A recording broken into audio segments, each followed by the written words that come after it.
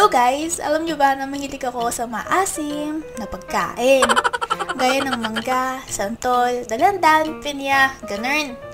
At ngayon nga na ginagawa ko ang yung video na to ay di pa panahon ng mangga. Meron kasing puno ng mangga na pinagmamay-ari nila lola at lolo dito sa amin. Kaya tuwing panahon ng mangga, nakakalibre kami. At ako yung batang naghihintay palagi kung may bulaklak na ba yung puno ng mangga. Sinecheck ko talaga siya sa bintana namin kung namumunga na ba. Kasi nagkikrave na talaga ako legit. Bali dalawa pala yung puno ng mangga dito sa amin. Manggang kalabaw at Indian mango. Same lang sila na mangga at magkaiba lang sila sa asim. Mas maasim yung manggang kalabaw compare sa Indian mango. Kasi yung Indian mango, manamis-namis. Saka mas masarap, kaya mas gusto siya ng marami. Pero sa akin na mahilig sa maasim at gusto may sausawan palagi tuwing kumakain ng mangga, syempre mas gusto ko ang manggang kalabaw. Maliit pa lang ako, mahilig na talaga ako kumain ng mangga. Yung tipong aalukin ko sila tita kung gusto pa nila, tapos parang mas nangangasim pa sila kaysa sa akin. Kumakain naman ako ng hinog na mangga, pero mas gusto ko talaga yung hilaw para may sausawan. Charot! Ang di ko lang bet sa hinog na mangga, mabilis maubos kasi madali lang siya kainin. Unlike sa hilaw na mangga na matagal bago maubos kasi matcha-challenge ka habang kumakain. At pagdating naman sa sausawan, asin lang ang una kong ginagamit noon.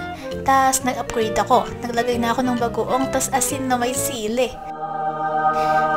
Mangga! At yung iba, toyo ang sausawan nila. Pero di ko yun bet, di ko rin alam bakit. Pero magkakaiba naman tayo ng taste bud, so yeah. At may time din na kahit gabi na, kinukuha ko yung sungkit ng lola ko, tapos kukuha ako ng mangga sa labas. Nakakita nga ako ng mangga yung binibenta sa gilid ng kalsada, yung naka-stick. Tinanong namin ni mama kung magkano yung malaki. 30 pesos daw. Hintayin ko na lang pala yung mangga dun sa amin. At naalala ko, noong elementary days ko, may tinitindang mangga sa kantin namin. Maliit lang siya, tapos naka-plastic. At sa pagkakaalala ko, andun na rin yung asin sa loob. Bali umaga yun, as in wala pang teacher, siguro mga 6 AM yun. Bumili kami ng friend ko ng mangga, tapos nakatingin yung ibang nagtitinda sa amin. Iniisip siguro nila na baka mapano yung tiyan namin, kasi nga sobrang aga pa. Pero anyway, yung sausawan ko ay asin na nasa plastic na, so goods na ako. Pero yung kaibigan ko, naglagay ng toyo sa mangga niya. At doon ko lang first time malaman na nasawsaw pala nila yun sa toyo. Gumanasay, wala kasi nagsasawsaw nun sa bahay namin, kaya bago siya sa akin. At nung high school ako, naalala ko din na nagbaon ako ng mangga sa school tapos may asin.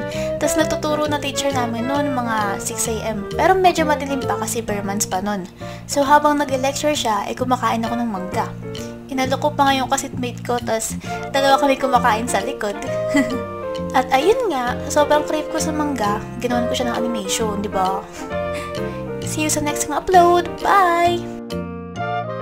So far pala, di naman sumakit tiyan ko. Pero huwag niyo ako gayahin kapag merienda nyo na lang kainin yung mga mangga nyo. Bye!